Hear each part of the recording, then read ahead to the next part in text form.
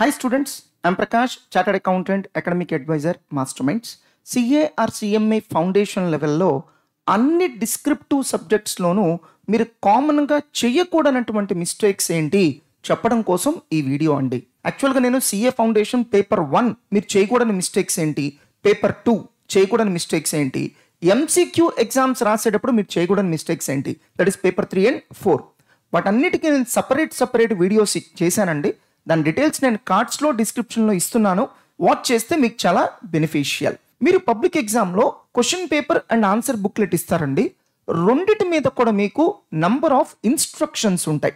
అది కంప్లీట్గా చదవండి, ఎందుకంటే ఇన్స్ట్రక్షన్స్ ఎప్పటికప్పుడు చేంజ్ అయ్యే అవకాశం ఉంది. అవి మేము మీకు ముందే ఎడ్యుకేట్ చేసే ఛాన్స్ ఉండదు, ఎందుకంటే అవి క్వశ్చన్ పేపర్ మీద డైరెక్ట్గా ప్రింట్ చేస్తారు కాబట్టి మేము ముందే వాటి గురించి అవేర్నెస్ క్రియేట్ చేయలేం. కాబట్టి మీరు అవి చదవకుండా అసలు ఎగ్జామ్ స్టార్ట్ చేయకండి. సో CA ఆర్ CMA ఇవన్నీ ప్రొఫెషనల్ కోర్సెస్ కాబట్టి అట్లీస్ట్ ఒక 25 to 30 మార్క్స్కి అవుట్ ఆఫ్ 125, అంటే చాయిస్ కూడా కలిపితే 125 కదండి, దాంట్లో ఒక 25 to 30 మార్క్స్ ఖచ్చితంగా ఎయిదర్ లెంగ్దీ క్వశ్చన్స్ అన్నా ఉంటాయండి, లేదా కొంచెం టఫ్ క్వశ్చన్స్ అన్నా ఉంటాయి. సో దానికి మనం పెద్దగా వరి అవ్వాల్సిన అవసరం లేదు, ఎందుకంటే అలాంటివి ఏవైనా సరే మీరు క్వాలిఫై అవ్వకుండా మాత్రం ఆపలేవు, అన్లెస్ మీ అంతటి మీరు ఎగ్జామ్ ఫియర్ డెవలప్ చేసుకుంటే తప్ప. గుర్తుపెట్టుకోండి, ఇది జస్ట్ ఒక మైండ్ గేమ్ అండి. దీంట్లో ఎవరైతే కాన్ఫిడెన్స్తో ముందుకు వెళ్తారో వాళ్ళు మాత్రమే గేమ్ విన్ అవుతారు. సో మీ కాంపిటెన్స్ అంటే మీ ప్రిపరేషన్, మీ నాలెడ్జ్, మీ స్కిల్స్, వీటన్నిటికంటే ఇప్పుడు ఇంపార్టెంట్ ఏంటంటే మీ కాన్ఫిడెన్స్. ఈవెన్ ఒక క్రికెట్ మ్యాచ్లో కూడా చూడండి, మీరు ఎంత గొప్ప ప్లేయర్ అయినా మీరు భయపడ్డారనుకోండి డకౌట్ అవుతారు. ఇది అంతేనండి, ఎట్టి పరిస్థితుల్లో భయపడకండి. గుర్తుపెట్టుకోండి, మీరు కనీసం 85 to 90 మార్క్స్ కూడా అటెంప్ట్ చేయలేని విధంగా అసలు పేపర్స్ రావండి. సో మీ అంతటి మీరు భయపడి చెడగొట్టుకోవడమే. ఏదో ఒక 25 to 30 మార్క్స్ చూసేసి పేపర్ అంతా అలా ఉంది అని మీరు భయపడడం తప్పితే ఇంకేమీ లేదు. సో అసలు నేనైతే ప్రొఫెషనల్ కోర్సెస్లో 85 to 90కి మించి అసలు అటెంప్ట్ చేయకూడదు అని చెప్తాను. ఒకవేళ మీరు అంతకంటే ఎక్కువ అటెంప్ట్ చేస్తుంటే ఎక్కడో మీరు తప్పు చేస్తున్నారని అర్థం. సార్ అంతవరకు అటెంప్ట్ చేస్తే క్వాలిఫై అయిపోతామా? 100% క్వాలిఫై అవుతారు. ఈవెన్ 60-70 మార్క్స్ రాసినా కూడా క్వాలిఫై అవుతారు. మీరు ఎలా రాశారనేది మాత్రమే ఇంపార్టెంట్. మరి అలాంటి ఒక లెంగ్దీ కానీ టఫ్ క్వశ్చన్ పేపర్ కానీ వస్తే మనం ఏమాత్రం భయపడకుండా ఎలా ఎగ్జామ్ని హ్యాండిల్ చేయాలి తెలుసుకోవాలని మీకు ఇంట్రెస్ట్ ఉంటే దానికి సపరేట్ వీడియో ఉందండి. డీటెయిల్స్ నేను కార్డ్స్ అండ్ డిస్క్రిప్షన్లో ఇస్తున్నాను, వాచ్ చేయండి. మీరు క్వశ్చన్ పేపర్ రిసీవ్ చేసుకున్న తర్వాత అది చదువుకోవడానికి మీకు 15 minutes ఆఫ్ గోల్డెన్ టైం ఇస్తున్నారు. అది చాలా స్ట్రాటజిక్గా మీరు యూజ్ చేసుకోవాలి. మీకు మరిన్ని వివరాలు తెలుసుకోవాలంటే సపరేట్ వీడియో ఉందండి, వాచ్ చేయండి. ఇక వన్స్ క్వశ్చన్ పేపర్ ఓపెన్ చేసిన తర్వాత కంపల్సరీ క్వశ్చన్ అస్సలు చదవకండి. మీరు డైరెక్ట్గా కంపల్సరీ క్వశ్చన్ తర్వాత నుంచి మొదలు పెట్టండి. అది చదవద్దు, అటెంప్ట్ కూడా చెయ్యొద్దు, ఎందుకంటే ఎలాంటి ట్విస్ట్లు అయినా కూడా దాంట్లోనే ఉంటాయి కాబట్టి. సో మీరు ఒక క్వశ్చన్ స్టార్ట్ చేసేటప్పుడు దాని question number, part number, sub part number. For example question number 1A అంటే క్వశ్చన్ పార్ట్ నెంబర్, లేదా question number 1A Roman letter 1 అంటే సబ్ పార్ట్ నెంబర్. అలా క్వశ్చన్, పార్ట్, సబ్ పార్ట్ మూడు కూడా పక్క పక్కనే క్లియర్గా పేజ్ సెంటర్లో టాప్లో మెన్షన్ చేయాల్సి ఉంటుంది. జనరల్గా మీరు క్లాస్ రూమ్లో నోట్స్ రాసుకునేటప్పుడు లెఫ్ట్ మార్జిన్లో రాస్తారు. ఇక్కడ అలా కుదరదండి, ఎందుకంటే మీరు పేపర్స్ అనే టై చేస్తారు కదా, మీరు లెఫ్ట్ మార్జిన్లో రాసినప్పుడు ఆ క్వశ్చన్ నెంబర్ మిస్ అవుతుంది. సో అలా వన్స్ క్వశ్చన్ నెంబర్ మిస్ అయితే ఆ క్వశ్చన్ ఇంకా వాల్యుయేషన్ చెయ్యరు, అంటే మీరు మార్క్స్ లూజ్ అవుతారు. అందుకని ఎప్పుడు కూడా పేజ్కి సెంటర్లోనే, టాప్ సెంటర్లో మాత్రమే మీరు క్వశ్చన్ నెంబర్ క్లియర్గా మెన్షన్ చేయండి. సో మీరు ఎగ్జామ్లో ప్రతి క్వశ్చన్ కూడా ఫ్రెష్ పేజ్లోనే స్టార్ట్ చేయాల్సి ఉంటుంది. అండ్ ఆ క్వశ్చన్ యొక్క పార్ట్స్, సబ్ పార్ట్స్ ప్రతిదీ కూడా సపరేట్ పేజ్లో స్టార్ట్ చేయాలని రూల్ ఎక్కడా లేదు. జనరల్గా ఇది డీవియేట్ అయితే పెద్దగా కాన్సిక్వెన్సెస్ ఉండవు, బట్ మీకే మంచిది, అంటే వాల్యూషన్ అన్ని మనం కంఫర్ట్ జోన్లో ఉంచుతున్నాం. ఇక డిస్క్రిప్టివ్ ఎగ్జామ్లో one of the major challenge ఏంటంటే టైం మేనేజ్మెంట్. గుర్తుపెట్టుకోండి, 3 hours అనే లిమిట్ కనుక లేకపోతే సో ఎగ్జామ్ రాసిన ప్రతి స్టూడెంట్ క్వాలిఫై అవుతారు. అంటే ఇక్కడ క్రక్స్ ఏంటంటే మీరు ఎగ్జామ్ రాయడం కాదండి, 3 hours రాయగలుగుతున్నారా లేదా, అది చాలా ఇంపార్టెంట్. సో ఒక 10 మార్క్స్ క్వశ్చన్ మీకు పబ్లిక్ ఎగ్జామ్లో వస్తే 15 మినిట్స్కి మించి మీరు స్పెండ్ చేయకూడదు. ఎందుకంటే మీకు 100 మార్క్స్ రాయడానికి 180 మినిట్స్ ఇస్తున్నారు. 15 minutes question paper reading time నేను కౌంట్ చేయట్లేదు. ఆ 180 మినిట్స్లో ఫస్ట్ 10 మినిట్స్ మనం ఎగ్జామ్ ఎన్విరాన్మెంట్ అడ్జస్ట్ అవ్వడానికి పోతుందండి. లాస్ట్ 10 మినిట్స్ మనం ఏం రాసామో ఒకసారి చెక్ చేసుకోవాలి కదండి. ఇక మిగిలింది 160 మినిట్స్. ఇంకొక 10 మినిట్స్ ఇతరత్ర వేస్టేజ్ పోయిందని అనుకున్నా కూడా మీకు మిగిలేది 150 మినిట్స్ మాత్రమే. అంటే 100 మార్క్స్ ఎగ్జామ్ రాయడానికి 150 మినిట్స్. సో 10 మార్క్స్ క్వశ్చన్ కానీ ప్రాబ్లం కానీ మీరు ఆన్సర్ చేయాలంటే మీకు ఎగ్జామ్లో వచ్చేది 15 మినిట్స్ మాత్రమే. ఎప్పుడైనా సరే అంతకంటే ఎక్కువ టైం ఒక ప్రాబ్లం కానీ క్వశ్చన్ కానీ తీసుకుంటుంది అంటే 1 or 2 పేజెస్ స్పేస్ ఇచ్చేసి అక్కడ వదిలేసేయండి, నెక్స్ట్ క్వశ్చన్కి వెళ్ళిపోండి. అఫ్ కోర్స్ ఇంకొక 1 or 2 మినిట్స్ స్పెండ్ చేస్తే ఇది అయిపోతుంది అంటే తప్పులేదండి. బట్ అంతకంటే ఎక్కువ టైం తీసుకుంటున్నప్పుడు దాన్ని అక్కడ వదిలేసి ఒక 1 or 2 పేజెస్ అది ఆన్సర్ చేయడానికి సరిపడా స్పేస్ ఇచ్చి నెక్స్ట్ క్వశ్చన్కి వెళ్ళిపోండి. ఎందుకు సార్? ఫర్ ఎగ్జాంపుల్ 15 మినిట్స్లో ఆన్సర్ చేయాల్సిన ఒక 10 మార్క్స్ క్వశ్చన్ని మీరు 30 మినిట్స్ ఆన్సర్ చేశారు అనుకుందాం. అంటే ఇంకొక 10 మార్క్స్ క్వశ్చన్ ఆన్సర్ చేసే అవకాశాన్ని మీరు కోల్పోతున్నారు. That's called opportunity cost. అది అవసరమా? గుర్తుపెట్టుకోండి, ఏదైనా సరే ఎగ్జామ్లో 100 మార్కులకు మించి అయితే మీరు రాయలేరుగా. సో మీరు అవసరానికి మించి ఒక క్వశ్చన్కి మనం టైం స్పెండ్ చేస్తున్నారంటే ఖచ్చితంగా ఇంకో క్వశ్చన్ రాసే ఛాన్స్ పోగొట్టుకుంటున్నారుగా. సో అది నాకు తెలిసి మీరు కూడా యాక్సెప్ట్ చేయరు. కాకపోతే ఏంటంటే ఎగ్జామ్ టెన్షన్లో మీరు ఐడెంటిఫై చేయట్లేదు. సో అంతేగాని ఒకే క్వశ్చన్ మీద ఎక్కువ టైం మాత్రం స్పెండ్ చేయకండి. సో ప్రెజెంటేషన్ అనేది చాలా చాలా ఇంపార్టెంట్ అండి. మీ ఆన్సర్ కరెక్ట్ అయితే సరిపోదు, దాన్ని ఎంత అందంగా ప్రజెంట్ చేశారు it makes lot of sense. ఎందుకంటే మీరు 3 అవర్స్ ఎగ్జామ్ రాస్తే ఏ వాల్యుయేషనర్ కూడా 3 అవర్స్ టైం స్పెండ్ చేసి ఇవాల్యుయేట్ చేయరు కదండి. హార్డ్లీ 10-15 మినిట్స్లోనే ఇవాల్యుయేట్ చేస్తారు. అంటే ఫస్ట్ కొన్ని క్వశ్చన్స్ చదువుతారు, మీరు ఎంత బాగా రాశారు అని ఒక అసెస్మెంట్కి వస్తారు. మీ మీద ఒక మంచి ఇంప్రెషన్ ఏర్పడింది అనుకోండి, సబ్సిక్వెంట్గా ప్రతి క్వశ్చన్కి మీకు బోనస్ మార్క్స్ వస్తాయి. మీరు అలా వాల్యుయేషనర్ని గనక ఇంప్రెస్ చేయలేకపోయారనుకోండి, సబ్సిక్వెంట్గా జరిగే ప్రతి క్వశ్చన్కి మీకు మార్క్స్ తగ్గుతూ ఉంటాయి. మీకు ఆల్రెడీ ప్రెజెంటేషన్ టిప్స్ అన్ని చెప్పాము, అవన్నీ ఖచ్చితంగా ఫాలో అవ్వండి. సో జనరల్గా మీకు ఆన్సర్ బుక్లెట్లోనే మార్జిన్స్ ఉంటాయండి. ఒకవేళ లేకపోతే మీరు మార్జిన్స్ డ్రా చేసి మరీ ఆన్సర్ చేయండి. వీలైనంత వరకు స్ట్రైక్ ఆఫ్స్ లేకుండా చూసుకోండి, అప్పుడు పేపర్ చూడడానికి అందంగా ఉంటుంది.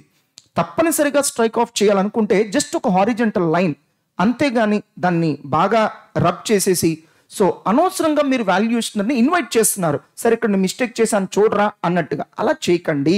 జస్ట్ ఒక హారిజెంటల్ లైన్తో దాన్ని స్ట్రైక్ ఆఫ్ చేసేసి ముందుకెళ్ళిపోండి. ఎప్పుడైనా సరే మీరు సైడ్ హెడింగ్స్ కానీ ఇంకేదైనా సరే హైలైట్ చేయదలుచుకుంటే ఈజియెస్ట్ మెథడ్ ఏంటంటే క్యాపిటల్ లెటర్స్ అండి. సో ఒకవేళ అలా సైడ్ హెడింగ్ కనుక లేకపోతే కీవర్డ్స్ని అండర్లైన్ చేయండి. సార్ నేను పెన్సిల్తో కానీ హైలైటర్తో కానీ హైలైట్ చేస్తాను, నో దట్స్ నాట్ అలౌడ్. మీరు పెన్సిల్తో చేస్తే అది అసలు కనబడదు కూడా. సో ఈజియెస్ట్ మెథడ్ అయితే మాత్రం క్యాపిటల్ లెటర్స్లో రాసేయండి, ఆటోమేటిక్గా హైలైట్ అవుతుంది. సో ఇవి ప్రొఫెషనల్ కోర్సెస్ కాబట్టి మీరు ఎన్ని పేజెస్ రాశారనేది ఇంపార్టెంట్ కాదండి, ఎన్ని మార్క్స్ అటెంప్ట్ చేశారనేది ఇంపార్టెంట్ కాదు, ఎలా అటెంప్ట్ చేశారనేది మాత్రమే ఇంపార్టెంట్. ఎప్పుడు కూడా వాల్యుయేషనర్ని కంఫర్టబుల్గా ఉంచండి. సో తనకి అనవసరమైనటువంటి రిస్క్ పెట్టకండి. ఫర్ ఎగ్జాంపుల్ మీరు కొన్ని క్యాలిక్యులేషన్స్ మైండ్లో చేసేసి పేపర్ మీద పెడతారు, అది కరెక్టో కాదో వాల్యుయేషనర్ ఏం చేయాలి, మళ్ళీ తను క్యాలిక్యులేటర్ దగ్గర పెట్టుకొని చెక్ చేయాలి. అలా కాకుండా మీరు ప్రతిదీ పేపర్ మీద రాశారనుకోండి, తనకి చాలా కంఫర్టబుల్గా ఉంటుంది. ఎప్పుడు కూడా మీ ఆన్సర్ వాల్యుయేషనర్ చదివే అవకాశం ఇవ్వకండి. అంటే ఎందుకంటే మీరు రాసిన ఆన్సర్ గనక చదివితే ఏదో ఒక మిస్టేక్స్ బయటపడతాయి. అసలు చదివే ఛాన్స్ లేకుండా మీరు చాలా నీట్గా ప్రజెంట్ చేశారనుకోండి, ఆ ఇంప్రెషన్తో మీకు మార్క్స్ వచ్చే ఛాన్సెస్ ఉంటాయి. కాబట్టి ప్రజెంటేషన్తోనే తను ఇంప్రెస్ చేయండి. ప్రాబ్లంలో కానీ క్వశ్చన్లో కానీ ఏదైనా క్లారిటీ లేదని మీకు అనిపిస్తే కనుక క్లియర్గా అజంప్షన్స్ రాయండి. అలాగనే మీ ఇష్టం వచ్చిన అజంప్షన్ తీసుకుంటానంటే కుదరదు. Appropriate, necessary and reasonable assumptions మాత్రమే అక్కడ కన్సిడర్ చేయడం జరుగుతుంది. వీలైనంత వరకు ప్రాబ్లం బిగినింగ్లోనే అవన్నీ మెన్షన్ చేయండి. రిమెంబర్ వన్ థింగ్, వీటికి కూడా మార్క్స్ అనేవి అలాట్ చేస్తారు. గుర్తుపెట్టుకోండి, మీకు వాల్యుయేషన్ చేసే వాళ్ళందరికీ కూడా ఎక్స్పర్ట్ నాలెడ్జ్ ఉండకపోవచ్చు.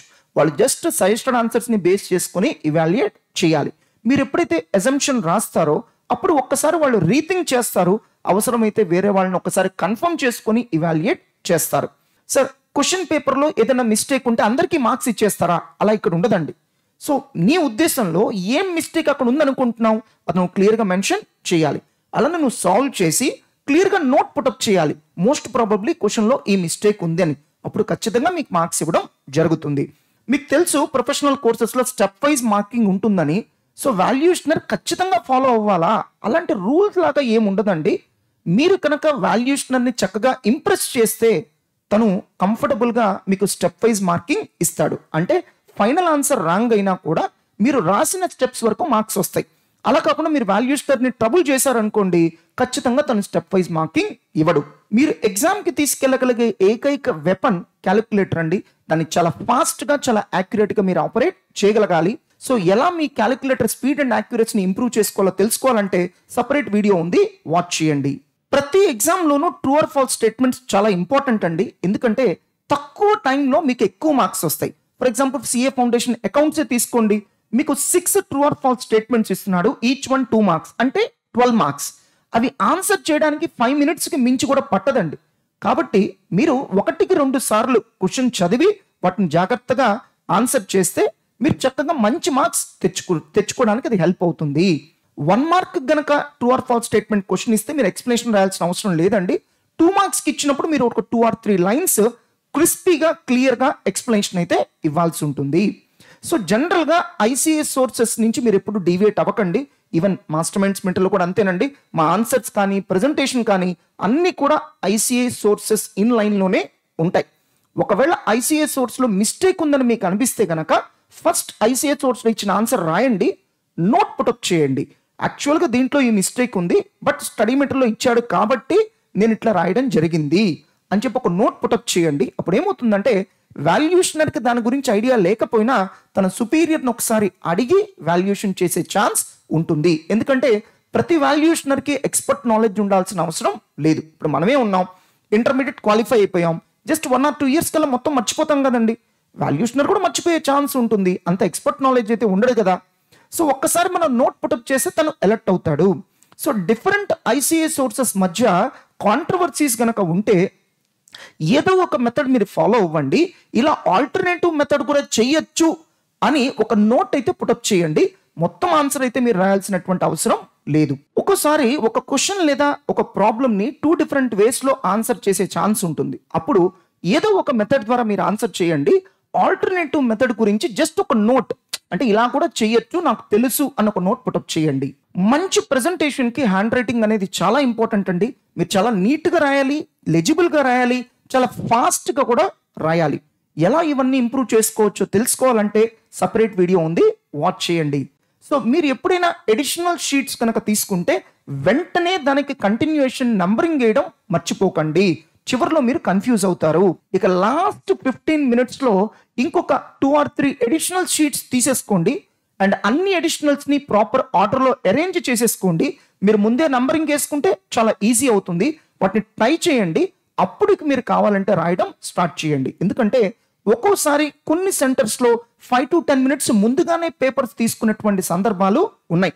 అప్పుడు మీరు నష్టపోకూడదు. సో బ్లాంక్ పేజెస్ ఏమన్నా ఉంటే కనుక వాటిని స్ట్రైక్ ఆఫ్ చేయాలని రూల్ ఉందండి, అది ఫాలో అవ్వండి. సో మీరు టోటల్గా ఎన్ని అడిషనల్ షీట్స్ తీసుకున్నారు అనేది కవర్ పేజ్ ఉంటుంది. అంటే మీకు ఇచ్చే ఫస్ట్ బుక్లెట్ కవర్ పేజ్ ఉంటుంది. అక్కడ ఖచ్చితంగా మీరు మెన్షన్ చేయాల్సి ఉంటుంది. అండ్ కవర్ పేజ్ మీద మీరు ఏ క్వశ్చన్స్ ఆన్సర్ చేశారు అనేది టిక్ కూడా పెట్టాల్సి ఉంటుంది. ఇవన్నీ మీరు ఖచ్చితంగా ఫాలో అవ్వాలి. సార్ ఇప్పుడు మీరు చెప్పిన పాయింట్స్ ఒక డాక్యుమెంట్లో ఇవ్వచ్చు కదా, ఇవ్వచ్చు. ఒక 10 to 12 pages వస్తుంది. అవన్నీ ఎవరు చదువుతారు చెప్పండి. అందుకని నేనేం చేశానంటే క్రిస్ప్గా ఈ కంటెంట్ మొత్తం డెవలప్ చేసుకొని అది మీకు వీడియో రూపంలో చెప్తున్నాను. ఇప్పుడు నేను చెప్పిన పాయింట్స్ అన్నీ కూడా మీరు కంఫర్టబుల్గా ఇంటర్నల్ ఎగ్జామ్స్ కూడా ఫాలో అయితే మీకు హ్యాబిచ్యువేట్ అవుతుంది. ఈ వీడియో యొక్క స్క్రిప్ట్ అయితే నేను డెవలప్ చేశానండి. బట్ ఈ వీడియోని రియాలిటీలోకి తీసుకురావడానికి మా టీం మొత్తం కూడా వర్క్ చేయడం జరిగింది. Thanks to my team members. ఇవన్నీ పాయింట్స్ మీకు సబ్జెక్ట్ చెప్పే ఫ్యాకల్టీ చెప్పాలని ఎక్స్పెక్ట్ చేయొద్దండి. ఎందుకంటే ఇవి నేను ఒక 20 years ఎక్స్పీరియన్స్లో నేను తెలుసుకున్న విషయాలు, థౌజండ్స్ ఆఫ్ స్టూడెంట్స్తో ఇంటరాక్ట్ అవడం ద్వారా తెలుసుకున్న విషయాలు. నేను కూడా చాలా డిఫరెంట్ టైప్స్ ఆఫ్ బుక్స్ చదివి ప్రతి ఎగ్జామ్ తర్వాత క్వశ్చన్ పేపర్స్ అనలైజ్ చేసి అండ్ థౌజండ్స్ ఆఫ్ స్టూడెంట్స్ యొక్క సర్టిఫైడ్ కాపీస్ చూసి అప్పుడు నేను నేర్చుకున్నానండి.